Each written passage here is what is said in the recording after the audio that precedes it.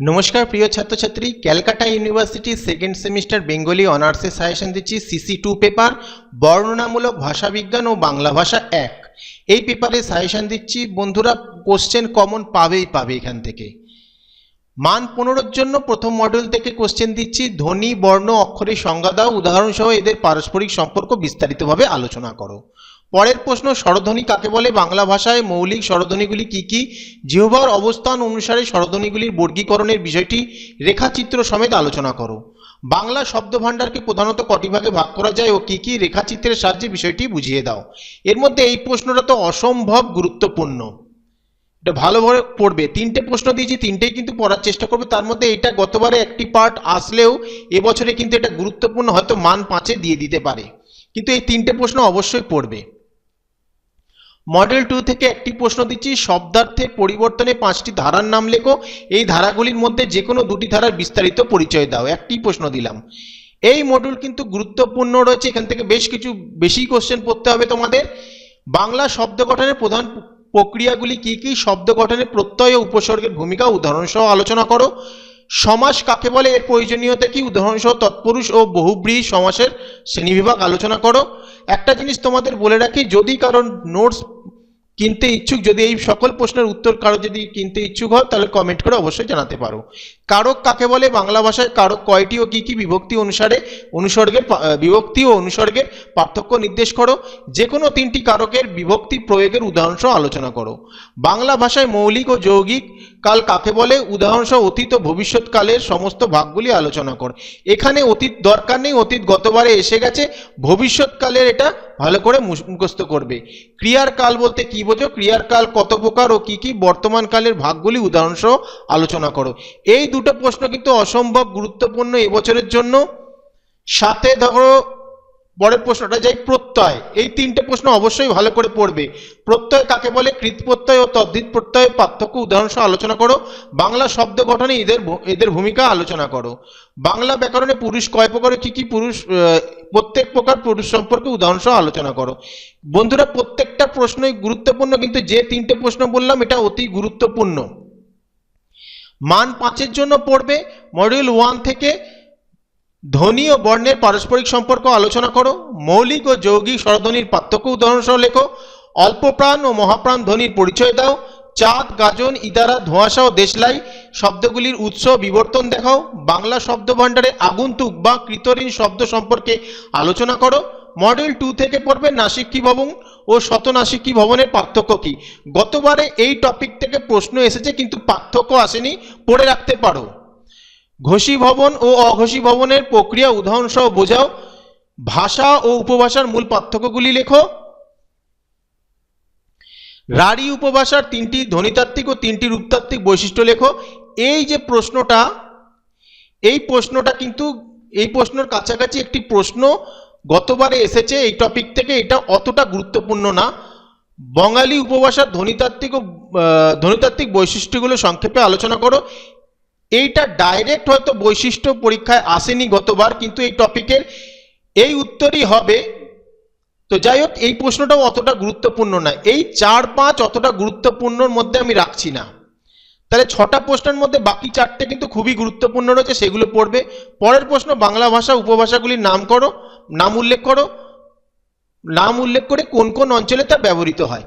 তো এখানে 6টি প্রশ্ন রয়েছে, যার মধ্যে 2টো বাদ দিয়ে দিলাম, এই 2টো দরকার নেই, বাকিগুলো পড়বে। মডিউল 3 রূপতত্ত্ব থেকে কোশ্চেন দিচ্ছি। মান 5, সন্ধি ও সমাসের মূল পার্থক্য কি? উপসর্গ অনুসর্গের মধ্যে পার্থক্য আলোচনা করো। সমস্ত পদ, সমস্যমান পদ, ব্যাসবাক্য কাকে বলে? উদাহরণ দাও। বিভক্তি কাকে বলে? এর প্রকারভেদ আলোচনা করো। করণ ও অপাদান কারকে ব্যবহৃত বিভক্তি ও অনুসর্গগুলি আলোচনা করো। বচন ক্রিয়ার রূপ নিয়ন্ত্রণে বচনের ভূমিকা কি? বাংলায় লিঙ্গান্তর প্রক্রিয়া উদাহরণসহ লেখো। যৌগিক কাল কাকে বলে? 2টি উদাহরণ দাও। সমাস বলতে কি বোঝায়? উদাহরণ সহযোগে লেখো। সমস্ত পদকে একটি করে উদাহরণ দিয়ে বুঝিয়ে দাও। বাংলা ব্যাকরণে অব্যয় বলতে কি বোঝো? পদান্বয়ী অব্যয়ের ভাগগুলির নাম লিখে প্রত্যেকটির উদাহরণ দাও। এখানে একটা জিনিস মনে রাখবে যে এগুলো প্রত্যেকটা বেশিরভাগ কোশ্চেন ব্যাখ্যা কিন্তু দেয়নি, ব্যাখ্যা করে শুধু ধরো সংজ্ঞা দিচ্ছে, তার ভাগের নামগুলো দিচ্ছে আর উদাহরণ। এই টাইপের কোশ্চেন কিন্তু মান 5-এ আসার প্রচণ্ড চান্স রয়েছে, তাই এইগুলো নিয়ে কোনো চিন্তা নেই।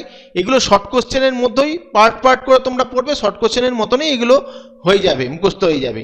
এবার টিকা লেখো, এক্ষেত্রে আমি বলে রাখি টিকার পরিমাণ একটু বেশি দিচ্ছি, তার কারণটা হলো এখানে যেমন 2.5 নম্বরের প্রশ্ন থাকবে, দুটো করে হয়তো টিকা লিখতে দেবে, 2.5 5 এরকম থাকবে, সাথে যে টিকাগুলো দিচ্ছি সেই টিকার অনেকগুলো জিনিস শর্ট কোশ্চেনেও আসতে পারে। যদিও এখানে আমি শর্ট কোশ্চেনের সাজেশন দিচ্ছি না, আমি শর্ট কোশ্চেনের সাজেশন পরে দেবো। এইখানে যে কোশ্চেনগুলো দিচ্ছি এখানে টিকা হিসেবে দিচ্ছি, কিন্তু এর থেকেও অনেকগুলো শর্ট কোশ্চেন চলে আসতে পারে। প্রথম দেখো, মডিউল 1 থেকে যে টিকাগুলো তোমরা পড়বে, ধ্বনি ও বর্ণ, অক্ষর, স্বনিম, মৌলিক স্বরধ্বনি, যৌগিক স্বরধ্বনি, উষ্মধ্বনি, অন্তস্থ ধ্বনি, ঘৃষ্ট ধ্বনি, তারণজাত ধ্বনি, তৎসম শব্দ, অর্ধতৎসম শব্দ, তদ্ভব শব্দ, দন্তধ্বনি, ওষ্ঠধ্বনি, প্লুতস্বর, নাসিকী ধ্বনি, নাসিকধ্বনি, অযোগবহ ধ্বনি, আগন্তুক বা বিদেশি শব্দ, সংকর শব্দ। মডিউল 2 এগুলো সবকটাই ছোট ছোট করে লিখতে হবে তোমাদের। অভিশ্রুতি, স্বরসঙ্গতি, নাসিকী ভবন, বিষমী ভবন, ঘোষী ভবন, অঘোষী ভবন, অল্পপ্রাণী ভবন, ব্যঞ্জনদ্বিত্ব, শব্দার্থের বিস্তার, শব্দার্থের সংকোচ, শব্দার্থের উন্নতি, শব্দার্থের অপকর্ষ, রাঢ়ী উপভাষা, বঙ্গালী উপভাষা, জোর কলম শব্দ, প্রান্তীয় শব্দ। এর মধ্যে দেখো সবচেয়ে গুরুত্বপূর্ণগুলো আমি বলে দিচ্ছি। অভিশ্রুতি পড়বে, স্বরসঙ্গতি, নাসিকী ভবন, বিষমী ভবন, ঘোষী ভবন, অঘোষী ভবন। এরপরে দেখো গুরুত্বপূর্ণের মধ্যে রয়েছে প্রান্তীয় উপভাষা, জোর কলম শব্দ পড়তে হবে না, গতবার এসে গেছে, এইটাও পড়তে হবে না। দেখো এই দুটো মেজর পরীক্ষায় এসেছে, পরীক্ষাতে ডাইরেক্ট আসেনি, কিন্তু নোটসে ডাইরেক্ট আসেনি, হয়তো 5 নম্বর বা ইয়েতে টপিকগুলো দিয়ে দিয়েছে। তো এই দুটো তোমাদের করতে হবে না, রাঢ়ী উপভাষা, বঙ্গালী উপভাষা করতে হবে না। নেক্সট দেখো রূপতত্ত্ব, নিপাতনের সিদ্ধ সন্ধি, দ্বন্দ্ব সমাস, কর্মধারয় সমাস, তৎপুরুষ সমাস, দ্বিগু সমাস, অব্যয়ীভাব সমাস, কর্তৃকারক, কর্মকারক, করণকারক, অপাদান কারক, অধিকরণ কারক। এতগুলো কারকের দরকার নেই, তোমরা বিশেষ করে অপাদান কারক, অধিকরণ কারক, করণ কারক করবে, বাকিগুলোর দরকার নেই। শব্দ বিভক্তি, ক্রিয়া বিভক্তি, শূন্য বিভক্তি, তির্যক বিভক্তি, কৃৎপ্রত্যয়, তদ্ধিত প্রত্যয়, উপসর্গ, অনুসর্গ, সমচ্চয়ী অব্যয়, অনন্যয়ী অব্যয়, ধনাত্মক অব্যয়, পুরাঘটিত অতীতকাল, নিত্যবৃত্ত অতীতকাল, নাম ধাতু। এর মধ্যে সবচেয়ে গুরুত্বপূর্ণ আমি তোমাদের বলে দিচ্ছি, নিপাতনে সিদ্ধ সন্ধি, এটা গুরুত্বপূর্ণ রয়েছে, পড়বে। তার মধ্যে সমাসগুলো তো বললাম কোনটা, এই কারকগুলো তো বললাম কোনটা পড়বে। আর দ্বন্দ্ব সমাস, এখানে সমাসের মধ্যে দ্বন্দ্ব সমাস টিকা হিসেবে পড়বে। প্রত্যয়ের মধ্যে প্রত্যেকটা পড়বে, তোমাদের প্রত্যেকটা পড়াই উচিত। বিভক্তি যেমন 4টে দিয়েছি, 4টেই পড়বে। প্রত্যয়ের মধ্যে কৃৎপ্রত্যয়, তদ্ধিত প্রত্যয়, এটা পড়বে। অব্যয়ের মধ্যে সমচ্চয়ী অব্যয়, অনন্যয়ী অব্যয়, এই দুটো পড়বে। আর এর মধ্যে নিত্যবৃত্ত অতীতকালটা পড়ে রাখবে। তারপরে রয়েছে যৌগিক ক্রিয়া, বহুবচনের প্রয়োগরীতি, এটা পড়তে হবে না। তো যেগুলো গুরুত্বপূর্ণ বললাম, টিকা অনেকগুলো দিচ্ছি, তার কারণ এগুলো শর্ট কোশ্চেনেও আসবে, সেই জন্য অতিরিক্তভাবে টিকা দেওয়া হয়েছে। আর টিকাগুলো খুবই ছোট, মাত্র 2.5 নম্বরে থাকে, তাই শর্ট কোশ্চেনের মতনই প্রায় রয়েছে, তাই এগুলো ভালো করে পড়বে, এখান থেকে তোমরা অবশ্যই কমন পাবে। আর যেগুলো গুরুত্বপূর্ণ বললাম সেগুলোর উপরে জোর দেবে, অবশ্যই কমন পাবে। ভিডিওটা ভালো লাগলে লাইক, কমেন্ট, শেয়ার করে দিও।